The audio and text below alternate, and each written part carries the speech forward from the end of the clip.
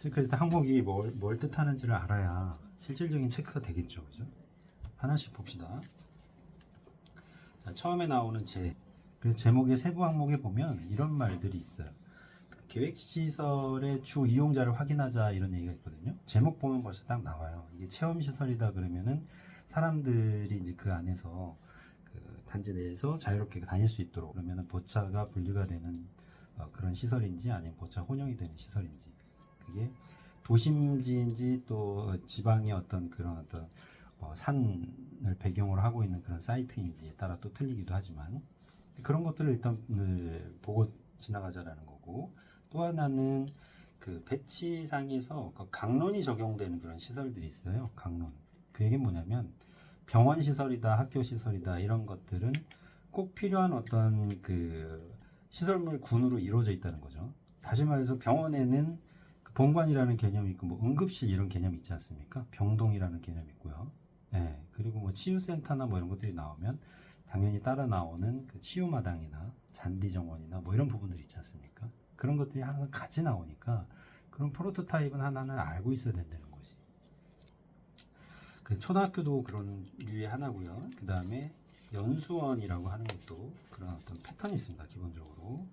그다음에 각종 체험시설 이런 것들은 보차가 확실히 분리되는 그런 느낌이 있고, 전시관 같은 것들, 그죠? 관공서 이런 것들도 그렇습니다. 아파트는 뭐 말할 것도 없고. 자, 그 다음에 과제 개요를 읽어보면 계획의 목적이나 어떤 그런 테마 이런 부분들이 이제 나타나기도 하죠. 그게 크게 봤을 때는 영역을 암시하는 거기 때문에 과제 개요상에서 그런 부분들을 좀 체크를 해서 발견해내자 이런 뜻입니다. 그 다음에 지역지구가 표시가 되는데요. 거기서 일반 주거지역일 때만 조금 신경 써서 보자. 그 외에는 뭐 그냥 확인만 하고 넘어가시면 됩니다. 일반 주거지역을 확인하는 이유는 일조권의 적용 유무인데요. 분석 조닝에 의하면 내 대지만 일조권 대상지가 아니라 상대방 대지도 마찬가지여야 되잖아요. 그런데 그런 것까지는 배치에서는 확인하도록 하는 그 지문의 문구는 없었던 것 같아요. 대신에 일조권을 봐라 라고 하는 암시의 문구는 좀 있었던 것 같고, 그리고 일반 주거지역이라고 주어졌다라고 하면 우리는 일조권에 대한 부분을 염두에 두고 문제를 풀자. 그렇지 않으면 일반 주거지역이라고 줄 이유가 딱히 없겠죠. 뭐 일반 주거지역이라고 주는 부분이 일조권을 꼭 보라는 것은 아니지만 그 부분을 보라는 건 아닌지 스스로 의심하고 가자 이런 뜻입니다. 그 다음에 대지 현황도 참조하자고 했을 때, 대지 현황도 참조라는 지문의 문구가 나왔을 때 그 부분을 확인하고 넘어가는 것. 해서 현황도만 눈으로만 보는 게 아니라 4등분을 해서 각 땅의 섹타별 특징을 한 번쯤 확인하고, 이 땅은 좋다 나쁘다, 시끄럽다 조용하다, 여기다 뭘 넣으면 좋겠다 라고 하는 개인적인 생각을 어느 정도는 하시기 바랍니다. 우리가 설계할 때 땅을 가보잖아요. 갔을 때 주변을 이렇게 돌아보는 느낌으로 그 느낌을 가지고 가야 돼요. 그래야 이쪽에다가는 요 시설이 들어가는 게 좋겠구나 라고 하는 느낌을 받아야지만 거기서 크게 벗어나지 않거든요. 그 다음에 내 땅의 크기, 인접대지 현황, 그 다음에 레벨, 도로 향, 지작물, 조망 이런 것들 전부 다 대지 현황도에 나와 있는 것들은 다 하나하나가 다 힌트라고 보시면 됩니다. 그래서 그 부분을 놓치지 말자 라는 게 제목, 과제개요, 현황도 참조라는 부분에서 해야 될 부분들이에요. 그 다음에 어떤 배치든 축 동선 영역에 대한 건 가장 기본이죠. 축은 뭐 너무 쉽죠. 그냥 반대탄 사각형 대지의 직교, 좌표, 체계를 가지고 있다면 뭐 그냥 하면 되고요. 사선의 축이 들어올 때 그 축을 반영할 거냐 무시할 거냐라고 하는 부분들이 있습니다. 그 축이 강렬하게 어떤 계획에 반영되고자 한다면 등고선의 방향도 당연히 사선 방향으로 등고선이 나올 거고, 토지도 뭐 그쪽으로 이렇게 끊어져 있는, 내지는 또 호수가 또 이렇게 있어서 호수변에 사선 방향으로 내 땅이 이형을 취하고 있거나 그런 경우에 그 축을 받아들여야 되는 경우가 있죠. 향축도 마찬가지고 받아들여야 되는 축이 있고, 그렇지 않고 무시하고 그냥 직교, 좌표, 체계로 풀어가야 되는 부분도 있죠. 그런 경우는 이형으로 만나는 땅은 흡수할 수 있도록 5개 공간이나 또는 건물의 형태나 이런 걸로 흡수되기도 하죠. 두세 개 정도의 어떤 시그널이 계속적으로 이 축을 받아들여 주세요라고 하는 부분이 지문에 이제 녹아 들어가 있는 경우에는 받아들이는데, 그렇지 않고 그냥 형태만 보고 직관적으로 해서 그 축을 써버리게 되면 내부에 배치할 때 굉장히 어렵죠. 그런 부분들은 경험치가 조금 필요할 것 같긴 해요. 그래서 자연축, 지형축 뭐 이런 것도 있고, 도시축, 조망축 같은 경우 뭐 직교 좌표 체계든 아니든 간에 조망축 어디를 봐라라고 하는 부분에 있어서는 그 부분을 향해서 강하게 뭔가 축이 형성이 돼야 돼요. 그게 건물이 세워지는 방향일 수도 있고, 아니면 보행자나 사람들이 이렇게 걸어 들어가는 진입로 축이 될 수도 있고요. 그 다음에 직각 방위축 동서남북 체크하는 거, 45도 방위, 45도 방위 향무시라고 써 있는 거는 건물이 누워 있건 세워져 있건 상관이 없다. 그래서 자유롭게 배치를 하세요 라는 얘기고요. 특히 45도 배치를 하게 되는 그런 상황에서는 두 동의 성격이 유사하다라고 하면 기역자형 배치부터 시작하자라고 하는 게 이제 좀 스킬이 될 수가 있습니다.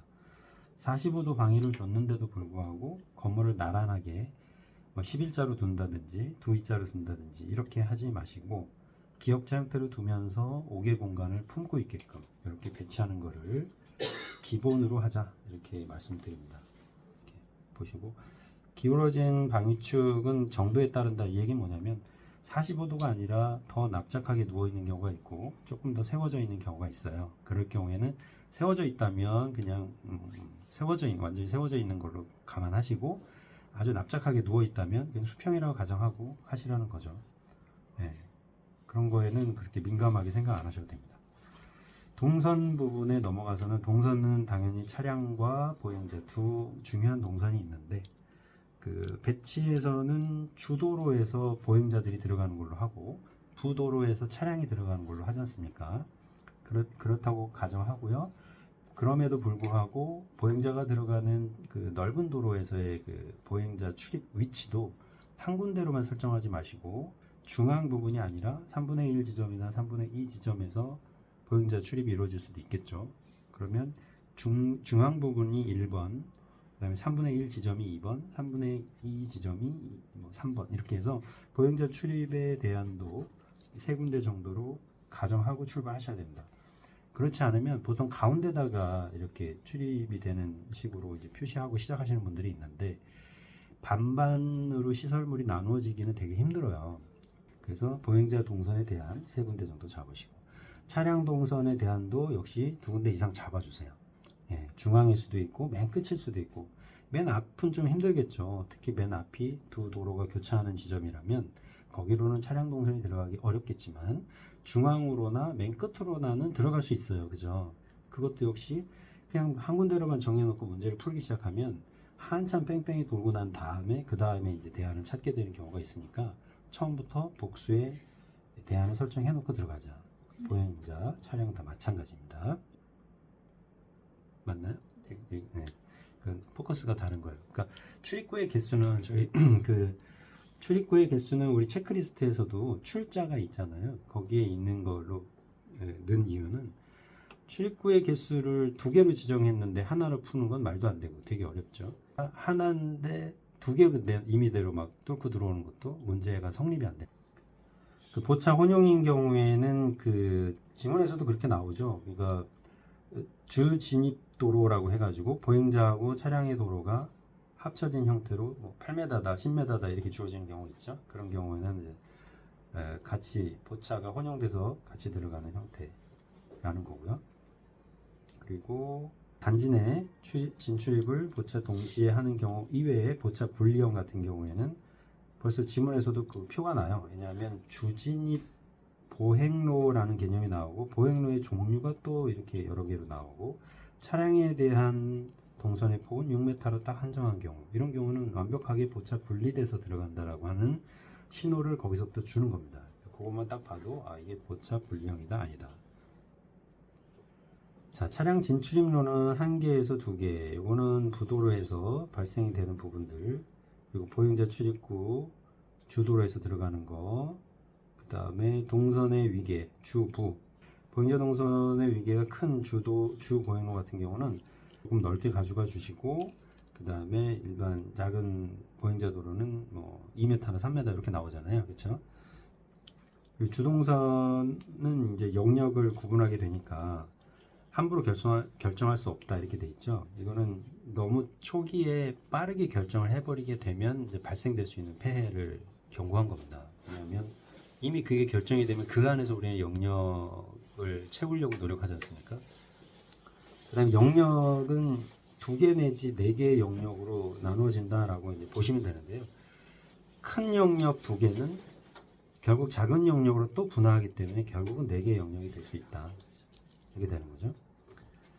그래서 지문상에서 배치 시설의 분류를 4그룹으로 시작하자라고 해놓은 건 뭐냐면 어차피 땅을 4개로 쪼개면 거기에 이제 그룹핑돼서 들어가는 시설이 5개 공간과 건물 포함해서 3개, 적게는 2개, 많게는 뭐 4개 이렇게 들어갑니다. 2개, 4개가 들어가는데 지작물들이 있잖아요. 그 지작물들이 있을 때는 뭐 2개가 들어가는 경우도 있고 아주 지작물 없이 그냥 전체적으로 땅을 다 가용할 수 있는 평지 개념으로 완벽하게 다 쓸 수 있는 경우는 4개까지도 들어간단 말이죠. 그렇게 해서 나눠지다 보면 4개의 그룹으로 나누어서 생각하면 그 영역별로 한 뭉태기씩 이렇게 채워지면 되기 때문에 그래서 영역을 2개에서 4개로 나누자. 그룹핑을 해보자. 이렇게 얘기하는 거고요. 그 다음에 5개 시설을 하나씩 추가하는 부분들 또는 뭐 지문 조건에 따라 추후 조정된다 뭐 이렇게 하는 부분들은 약간 좀 미확정된 부분들이 좀 있을 수 있죠. 그러니까는 뭐와 뭐가 이렇게 확실하게 연접해 있거나 인접해 있거나 이용하거나 붙어 있거나 이런 식으로 얘기되는 것들이 아닌 경우에는 그 계획자들이 알아서 그 부분을 갖다가 설계를 해서 채워줘야 되는 부분들이 있는데요. 그런 부분들은 지문에서 직접적으로 제시하지는 않아서 그룹핑 되기는 어려우나 존재하는 것들이 있지 않습니까? 제시된 것들. 그런 것들을 이제 부족한 공간에 하나씩 끼워 넣어도 되는지 확인하면서 이게 적절하게 밀도를 맞춰주는 거죠. 뭐 그런 부분들은 조금 개인차가 좀 있긴 하겠지만은 어쨌든 공간이 있는 데다가 시설을 넣어야 되는 건 맞으니까 너무 빡빡한 곳은 못 들어가는 거고 좀 느슨한 부분에 이제 그런 추가적으로 5개 공간들을 하나씩 이제 끼워 넣는 그렇게 해서 맞춰보는 거죠. 그래서 처음에 좀 빠르고 간단하게 4그룹으로 좀 분류해 놓고 시작하자라고 하는 부분들은 앞으로 계획하면서 지문에 따라 바뀌기도 하고 확정되기도 하겠지만은 뭔가 설정해 놓고 들어가서 아 이게 맞았네 틀렸네 이렇게 하는 과정을 거치는 게 좋아요. 그거 자체가 그룹핑이 안 되면 너무 많은 시설물들이 각자 따로따로 머릿속에서 막 혼재되어 있게 되죠. 그렇게 되면 정리하기가 되게 힘드니까 빠르게 그룹핑을 하는 방법을 하나 제안을 드린 거예요. 이름 비슷한 애들끼리 일단 묶고 또 지문에 나와서 어떤 5개 공간이 어떤 건물들 옆에 있다라고 하면 빠르게 플러스로 연결하고 그룹핑을 해서 3개 내지 4개 정도로 서로 뭉칠 수 있도록 만들어주는 것이 유리합니다. 그 다음에 F 나오죠. F는 이제 폼에 대한 약자라고 보시면 되는데요. 매스의 형태입니다. 그래서 면적을 제시하는 경우는 면적을 또 이렇게 분산시켜서 나누어서 가로 세로 사이즈를 정해야 될 거고 그런 경우에는 루트 씌운 다음에 약간 가로로 긴 형태로 변형해 주라고 그랬죠. 그래서 1대 1.5 정도 되는 비율로 해주시면 좋다 그랬고 필로티를 포함해서 꺾인 메스나 연결 통로, 연결 홀, 스파인 형태 또는 중정, 썬큰 이런 얘기들이 나오면 그려봐야 되잖아요. 그렇죠? 그려보라는 얘기입니다. F에서 경사지 같은 경우에는 이계 층에서 진입되는 서로 다른 층에서 진입되는 형태니까 이것도 단면으로 살짝 그려주시는 게 좋겠고 아파트 형태의 유니트 또는 테라스 하우스 2분의 1이 겹친다, 3분의 1이 겹친다 뭐 이런 얘기들 많이 나오잖아요. 그런 것들이 나오면 그려보라는 거죠. 역시 폼에 해당되는 부분이고요. 그 다음에 이제 수직 적층식 구조에서 기단부하고 상부를 이렇게 구분해서 이제 설명하는 지문도 있습니다.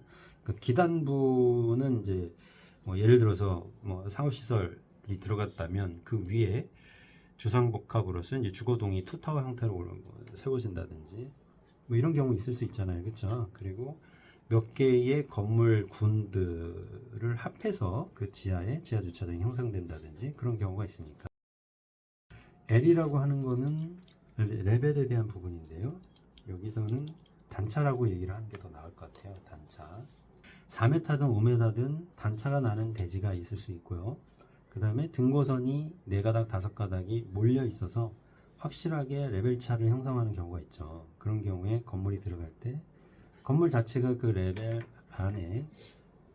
안에 건물을 세움으로 해서 등고선을 해결하는 경우도 있고, 단차가 지는 그 상황에서 그 단차에 가깝게 붙임으로 해서 그 상부 레벨에서 진입이 원활하게 되게끔 하는 경우도 있고, 그래서 이거는 이제 복합적으로 그 진출입이 가능하게끔 하는 그런 역할을 해주는 용도로서 배치해서 출제되는 경우가 많이 있었어요. 그래서 그 부분은 이제 단차라고 하는 부분은 어떻게 활용하냐면, 레벨이라고 하는 항목에다가 4m면 4m, 5m면 5m라고 적어주시는 걸로 충분합니다. 그러면 4m짜리 층고 내지는 5m짜리 층고의 건물을 유심히 보게 돼 있어요. 그걸 써줌으로 해서. 근데 써주는 이런 행위들을, 아주 간단한 행위들이지만 이런 걸 안 하면 다음 지문 때문에 잊혀지거나 그 생각할 틈이 없이 지나가 버린다는 거예요. 그런 취지에서 L이라고 하는 항목이 들어갔고요. 레벨 경사로 보면은 완경사, 중경사, 급경사가 있는데, 활용하는 방법은 완경사지에는 이제 램프 또는 이제 계단 같은 것이 커버되는 경우가 있고요. 중경사는 이제 출입구 2개소, 지하 진입형 해서 한 개층 차이가 나는 이 정도를 이제 중경사로 봤고요. 급경사라고 하는 거는 토지 효율이 아주 떨어지는 정도의 이제 급경사, 즉 제외지이죠. 계획이 되지 않는 가용지가 아니다라는 거죠. 비가용지로 치부해야 되는 정도의 급경사, 또는 이제 옹벽을 설치해야 되는 정도의 급경사. 경사가 몰리면 어느 한 부분 옹벽이 아니면 해결이 안 됩니다. 또는 이제 아래나 이런 부분들로 커버해야 되는 경우, 이런 게 이제 경사가 많이 몰렸을 때죠. 차량 램프는 6분의 1은 이제 그 직선 구간, 그리고 7분의 1은 곡선 구간, 그죠? 7분의 1은 곡선 구간. 퍼센테이지로 치면은 14%, 17% 이런 식으로 되죠. 네. 그다음 보행 램프는 12분의 1 경우가 많죠. 12분의 1은 이제 장애인을 염두에 두고 한 보행로의 경사. 인데 그 높이 750마다 참이 있어야 된다는 건 법규니까요. 그런 부분들이 필요할 때가 간혹 있습니다. 12분의 1이나 18분의 1이나 이렇게 많이 나옵니다. 그 다음에 그 단차 대지인 경우에 또 많이 나타나는 게 외부 엘리베이터잖아요. 그쵸? 외부 공간에서 이렇게 올라오는 엘리베이터, 육교 밑에 있는 그런 엘리베이터. 그 엘리베이터나 계단을 어떻게 설치해야 되는지도, 단차에 붙여서 어떻게 설치해야 되는지도 한번 경험해보지 않으면 손이 잘 안 가는 부분입니다.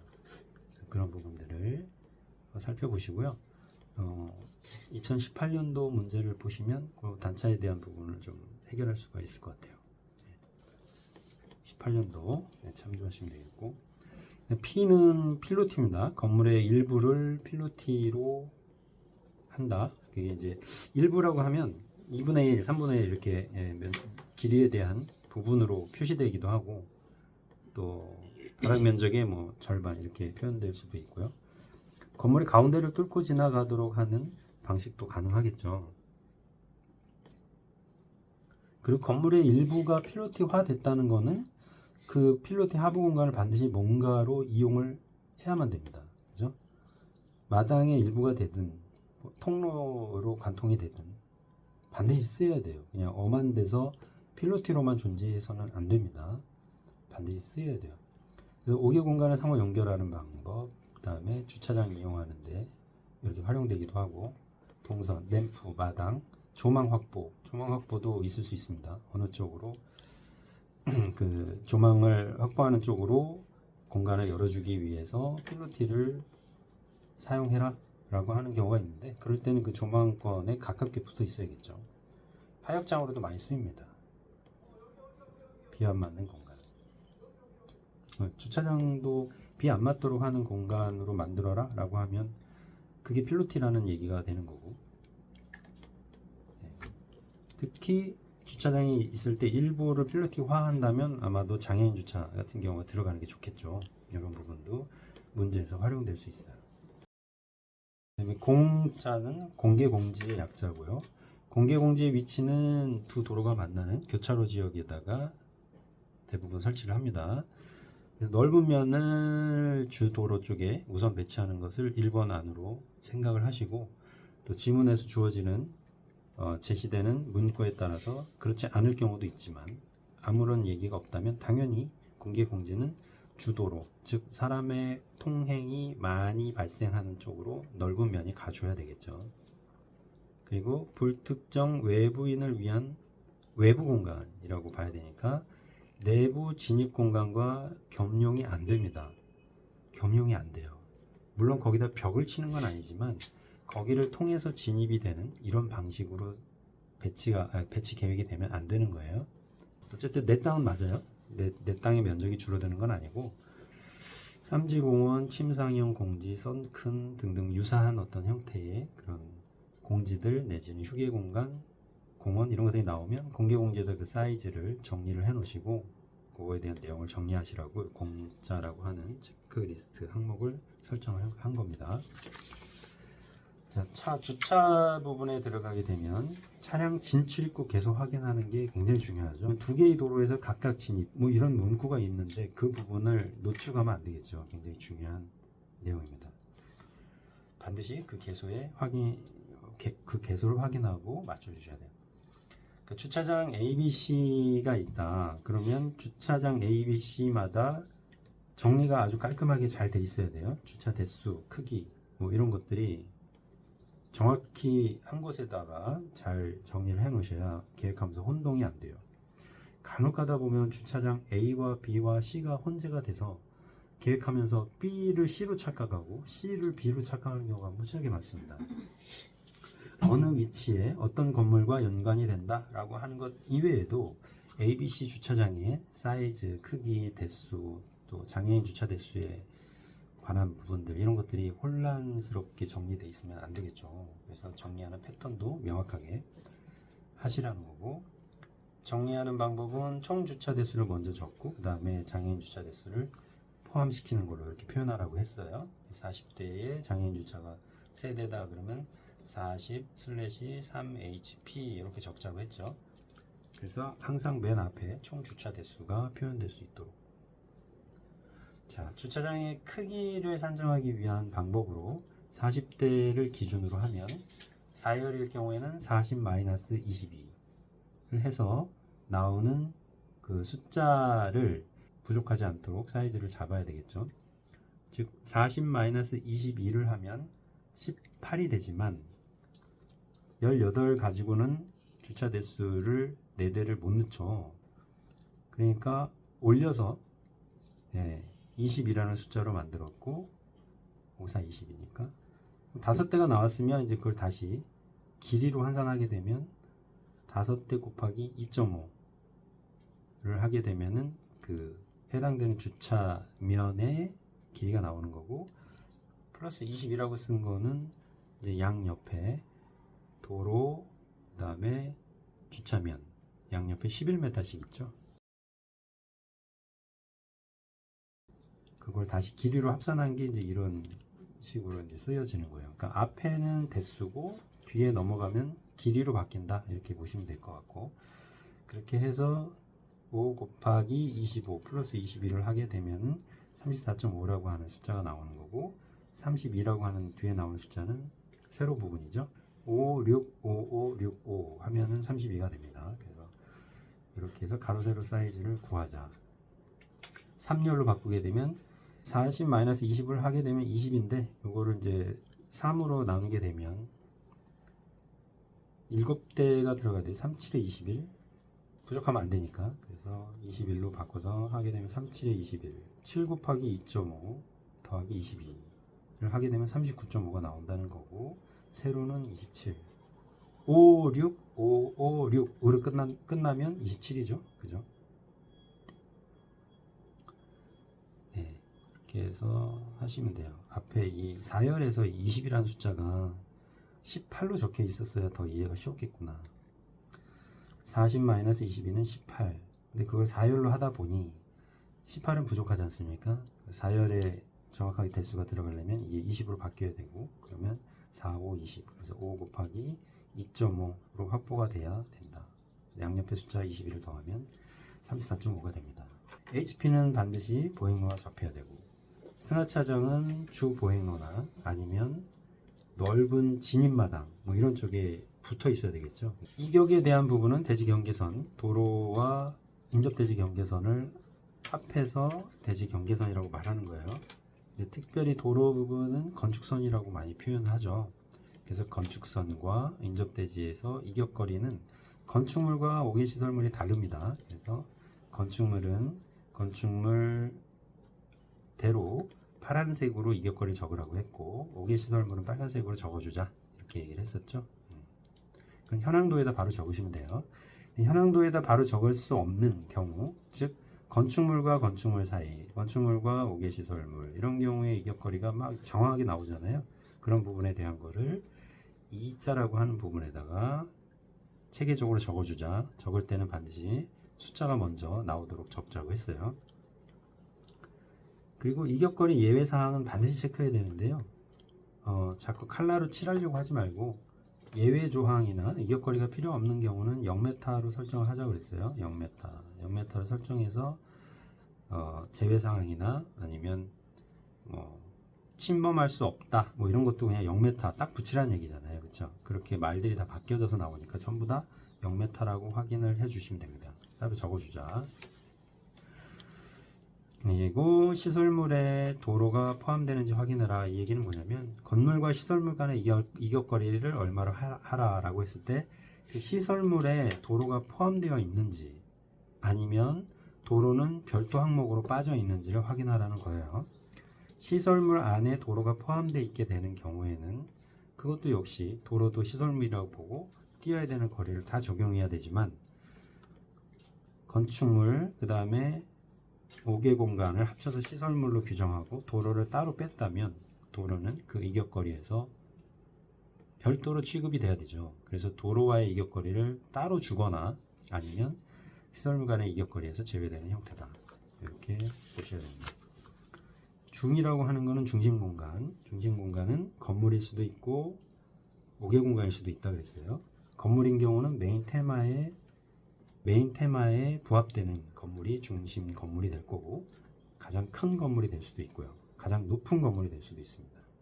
병원의 본관 같은 거라고 보시면 되는데, 이런 중심 건물이 메인 도로상에서 측면을 보고 있으면 안 되는 거니까, 그래서 중심 공간이 뭔지 파악하는 게 중요하다. 도서관 같은 것도 크잖아요. 그렇죠? 굉장히 큰데 전면 도로에서 내지는 주 진입에서 정면성이 확보가 안 되면 이상하겠죠. 그래서 이제 그런 부분들을 정면이 잘 보일 수 있도록 하라는 건데, 주도로에서 정면성을 확보해야 되는 게 있고 들어가서 정면이 또 형성되는 경우가 있어요. 그러면 90도로 바뀌게 될 수도 있단 말이에요. 그러니까 주도로에서 정면성을 확보해야 되는 게 뭔지, 그리고 내 단지 내 주도로에서 정면성이 확보가 되는 게 뭔지를 구분해서 생각할 수 있어야 돼요. 그 다음에 5개 공간의 중심 공간은 건물들로 인해서 위호되어 있는 공간이 중심 마당이 될 수 있습니다. 잔디 마당이 또 많이 나오고요. 중앙광장 이런 식으로 중자가 들어가는 경우. 아무래도 공간 중에 가장 넓은 외부 공간이기 때문에 더 그럴 거예요. 아니면 이제 그 핵심적으로 필요로 하는 공간일 수도 있겠고요. 그렇다고 해서 중심이라고 해서 항상 가운데 있는 것만 아니에요. 그게 중심이 물리적으로 중앙일 수도 있지만은 개념적으로 중심일 수도 있다. 광장은 아시다시피 다 사람들이 이제 밟고 다니는 데잖아요. 관통할 수 있는 공간이고. 그래서 그런 진입 공간 성격의 중앙 광장 부분은 동선이 굉장히 빈도가 많이 발생하는 곳이기 때문에 건물들이 이렇게 많이 위호되어 있으면서도 다 밟고 지나가는 그런 데고, 밟고 지나가지는 않지만 중심 마당의 역할을 하는 것이 잔디광장입니다. 잔디광장은 기본적으로 밟고 지나가는 데는 아니라고 보는 거죠. 그 차이는 잔디광장이 있으면 그 잔디광장 주변으로 보행로가 또 만들어집니다. 그러면 그 부분은 물론 사람은 들어갈 수는 있지만 막 밟고 다니는 광장하고는 좀 성격이 다르다, 이렇게 보시는 거죠. 둘 다 건물들이 많이 와서 붙습니다. 3개 내지는 4개가 와서 붙는. 그런 공간이 어느 쪽으로 치우쳐져 있다? 그럼 좀 문제가 있겠죠. 자, 그런 의미고.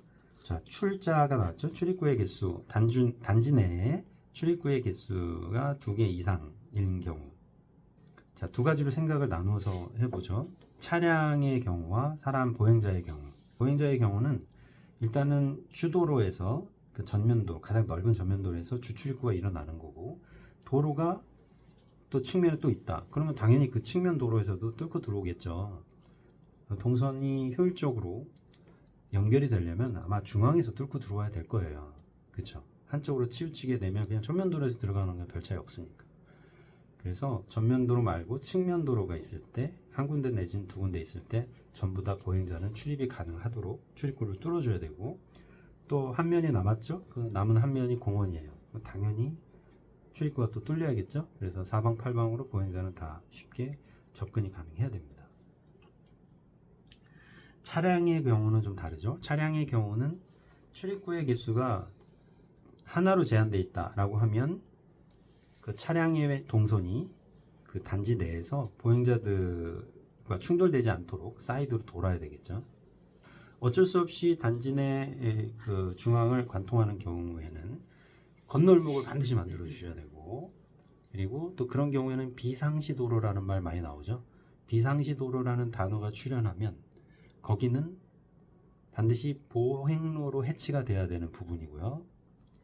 또 차가 지나다니기에 적당한 폭으로 형성되어 있어야 되며, 비상시 도로이기 때문에 상시 도로와 만나는 부분에 있어서는 반드시 볼라드가 형성되어 있어야 됩니다. 볼라드는 차가 평상시에 진입하지 못하도록 장애물을 설치하는 거잖아요.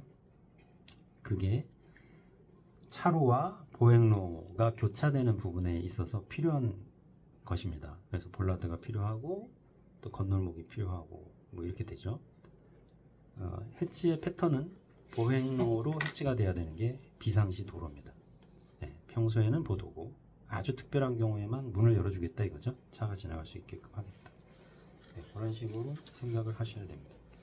자, 마당에 대한 부분이 나오는데, 마당은 그 건물과 함께 항상 등장하는 게 마당, 즉 5개 공간인데요. 그 마당에 대한 그 시설물들은 다이어그램을 그릴 때 항상 마당을 중심으로 해서 어떤 건물이 와서 달라붙게끔 표현하라 그랬죠.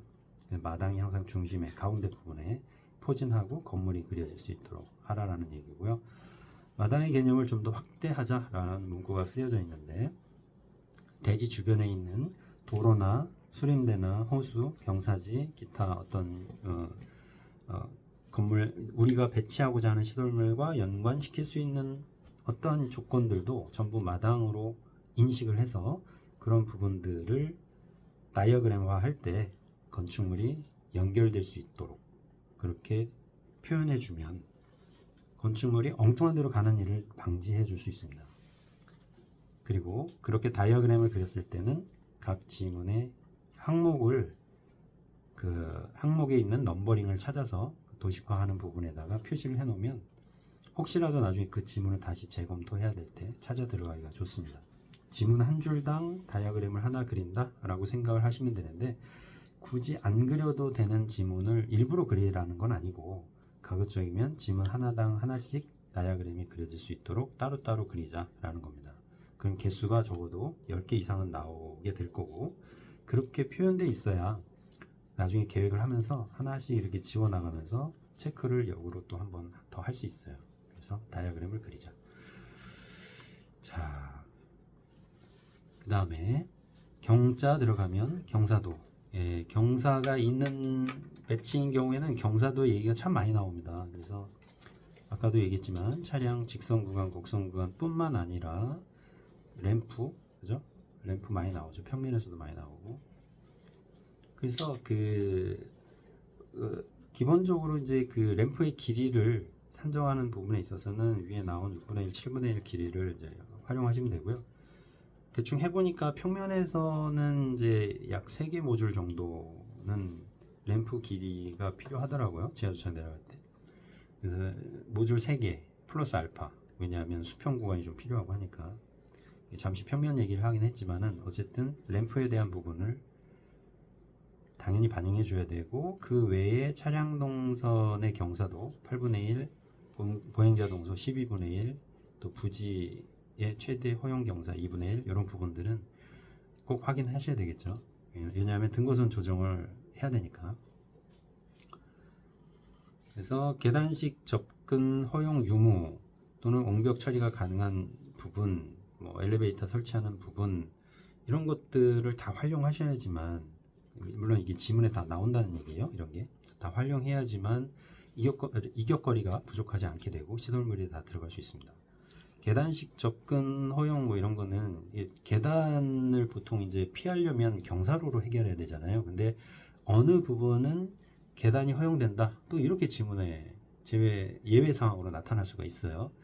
그럼 그 부분은 계단으로 표현해주면 아주 쉽게 해결할 수 있는데, 이걸 만약에 못 봤다, 그리고 전체적으로 허용되는 경사도만 눈에 들어왔다, 이렇게 돼버리면 안 풀리죠, 문제가.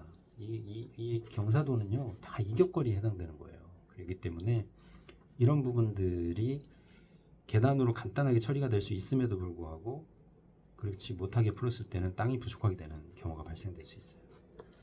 그렇죠? 네, 엘리베이터, 계단 이런 것들은 이제 처리가 가능하다 하면 굉장히 고마워하면서 써먹어야 되겠죠. 그 다음에 옹벽 처리가 가능하다라고 하는 건, 옹벽 역시 마찬가지입니다. 경사가 굉장히 밀집되어 있으면 그거를 일정 거리로 이렇게 띄우는 게 지면상으로 불가능해질 수 있어요. 거리가 안 나와서. 근데 옹벽 처리로 하라고 하면 너무 감사하죠, 그죠? 보통 이제 4m 정도로, 3m, 4m 옹벽 정도를 많이 제시가 되는데, 그러면 벽을 하나 세우고 등고선을 한 3개 정도를 잡아 먹으면 돼요. 네. 그러면 아주 간단하게 해결되고요. 옹벽 처리를 좀 적극적으로 사용해서 배치를 풀어야 되는 경우가 있습니다. 터널 같은 거, 그죠? 터널도 그렇죠. 터널. 그리고 또 옹벽을 써야 되는 어떤 그런 부분들, 경사가 좀 아주 세게 나온 그런 데서는 옹벽 처리하라는 말이 있나 없나, 이렇게 한번 좀 살펴볼 필요가 있습니다. 그걸 찾아내는 분이 이 문제를 좀 쉽게 풀 수 있는 분이 되겠죠. 그래서 터널, 또 이제 터널은 산속으로 들어갈 때, 산을 뚫고 들어갈 때 이제 터널이 필요하면서 양쪽에 옹벽이 들어가는데, 산이었을 때는 터널, 골짜기일 때는 교량, 이렇게 해서 처리하는 부분들, 매우 간단하게 처리할 수 있음에도 불구하고 그걸 놓치는 순간 배치가 막 이상해질 거예요. 굉장히 어렵게 풀게 됩니다. 물론 답에서도 멀어지고 좋은 점수도 받을 수가 없겠죠.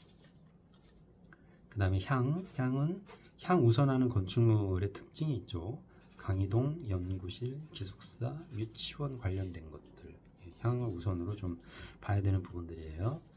그래서 지문에 의해서 향이 틀어지는 경우와 비교해서 좀 보라는 건데, 내가 예측했던 향하고 달리 배치해야 되는 경우는 호수, 수림대 등 전망 우선 조건이 있을 때, 그 다음에 문제에서 소개된 적이 있지만 서향의 노을 쪽으로 정면을 바라봐라 라고 하는 그런 류의 지문도 있었고요. 그 다음에 소음원에 대항하는 경우, 이건 뭐냐면, 아파트 같은 게 예를 들면 도로의 면에 있으면 채광 이런 거 받을 때 유리한 면은 있지만 아무래도 소음이 좀 많이 작동될 때가 있죠. 그럴 경우에 이제 필요에 의해서 측면으로, 아파트의 측면 쪽, 즉 창이 없는 쪽으로 도로 쪽을 이제 붙여주는 경우가 있습니다. 그런 경우에 이제 소음원을 피해야 되는. 그리고 향에서 벗어날 수 있는 부분은 45도 방해가 나왔을 때라고 했죠. 이런 경우에는 오히려 적극적으로 기역자형 배치를 활용하자. 그게 더 확률적으로 높다, 이렇게 말씀을 드리는 겁니다. 그래서 1번 대안으로 활용하자. 통로죠. 거의 다 맞네요. 연결 통로 부분은 유사한 시설 간의 연결 통로로 연결을 시키는 이유는 당연히 그 내부적으로 건물과 건물 사이에 이제 동선을 편리하게 하는 부분도 있고, 유사한 시설이기 때문에 이제 연결시키는 거. 본관하고 그 다음에 뭐 이렇게 교사동을 연결시키는 것뿐만 아니라 교육동 내지는 무슨 체험동 내지는 유사한 어떤 그런 시설들을 서로 연결시키는 경우가 많습니다. 자, 그럴 경우에는 이격거리도 좀 이제 어떻게 보면 예외적으로 가까이 붙게 되겠죠. 이격거리도 일반 건축물 간의 뭐 이격거리가 9m다 그러면 이런 유사 시설이고 연결 통로가 필요한 경우에는 3m 이격으로 줄어드는 경우도 많이 발견이 됩니다. 그래서 비슷한 시설을 연결시키는 것은 상식적으로도 쉽게 받아들여지는데 비슷한 시설이 아닌데 연결시켜지도록 유도하는 경우가 있어요. 그래서 그런 부분들을 잘 정리하기 위해서 연결 통로라고 하는 부분을 따로 체크리스트를 적어 놓은 건데요. 무엇과 무엇이 연결되는지 그리고 연결될 때 그 통로의 폭은 어떤지 라는 것을 정리를 할 필요가 있는 게 연결 통로가 2개 이상 나오는 경우도 있기 때문에 그렇습니다. 그럴 경우에는 많이 헷갈릴 수 있어요. 네, 그렇게 하고 마지막에 나오는 계좌는 기타 계획 요소라고 보시면 되니까요. 본인이 이 부분은 좀 응용하셔서 쓰시거나 자꾸 뭐 놓치는 부분이 있다 하면 그 부분에 특별히 또 기재를 하셔서 항상 보면 기재를 했으면 나중에 계획이 끝나고 나면 그걸 지워주는 과정이 좀 필요합니다. 그렇지 않으면 분명히 내가 생각을 했는데 막상 답안지에는 반영이 안 돼 있는 경우 이런 경우가 많으니까 그런 부분들은 이제 반드시 내가 내 손끝으로 정리한 부분은 꼭 지우는 어떤 그런 단계를 좀 만들어 주십사라고 하는 겁니다. 그래서 여기까지가 체크리스트에 대한 그 의미였었고요. 지금 한 줄 한 줄 써놓은 것은 다 문제에서 한 번씩 소개됐던 부분들이 있었던 거기 때문에 문제를 생각하면서 적은 건데 이걸 다 경험해 보신 분도 있을 거고 그렇지 않은 분들도 있을 거예요.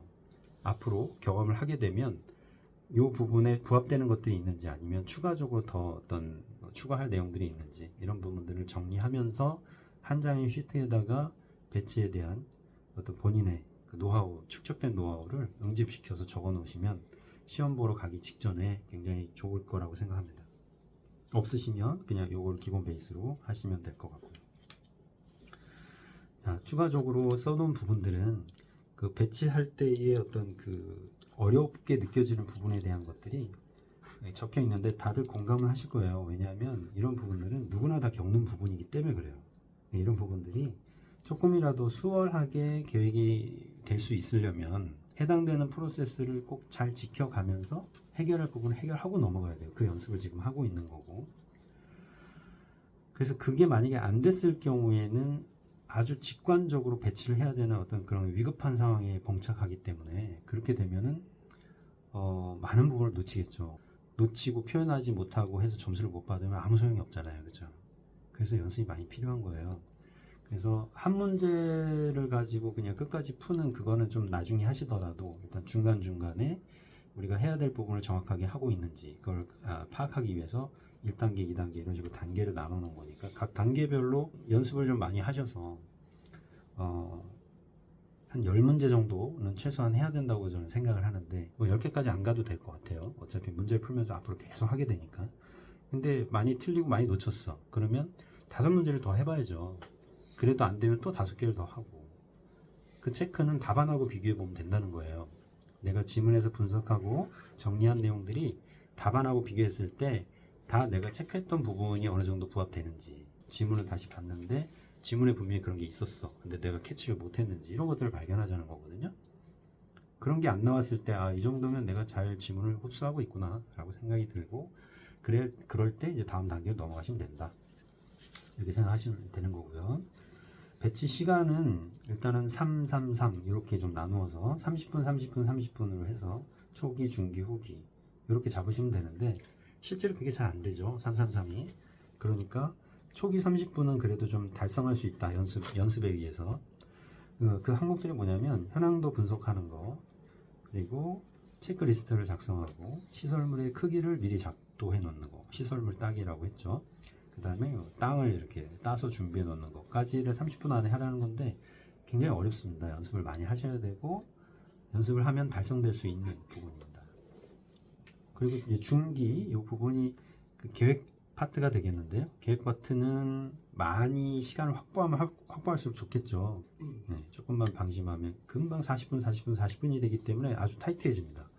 그래서 초기에 30분에 대한 부분은 연습을 통해서 달성하시고 각도하는 것도 역시 30분 만에 그릴 수 있도록 프리핸드를 많이 이제 좀 섞어서 하셔야 될 거예요. 그렇게 노력을 하셔야 중간 부분, 계획하는 부분을 최소한 40분에서 그 이상을 확보할 수가 있는 겁니다. 계획이 잘 돼야 그리는 게 의미가 있겠죠. 예, 그렇게 해서 이제 시간 배정을 좀 하시고요. 이제 최대한 표현을 많이 해주자. 답안 자체를 좀 풍성하게 만들어 놓으면 그 채점자 눈에 봤을 때 큰 틀에서 조닝이 이렇게 어긋나지 않았고 또 자세하게 뭔가를 계속 기술해 놓은 걸로 봤을 때는 계획적인 능력이 충분하다라고 판단이 되면 마음에서 어떤 플러스 알파 점수를 주고 싶은 생각이 들지 않을까 싶어요. 가점이 실제로 존재하는지는 모르겠지만 가점을 받을 수 있도록 많이 이렇게 좀 적어주자라고 하는 게 이제 기본적으로 저는 믿고 있습니다. 그래서 딱 봤을 때 벌써 되게 되게 잘했네. 네, 근데 자세히 들여다보니까 조금씩 틀렸어요. 이격거리나 뭐나. 그래도 좋은 느낌을 줄 수 있는 그런 답안들이 있습니다. 예, 그런 식으로 작도 요령을 조금 더 가미하신다면 좋을 것 같습니다.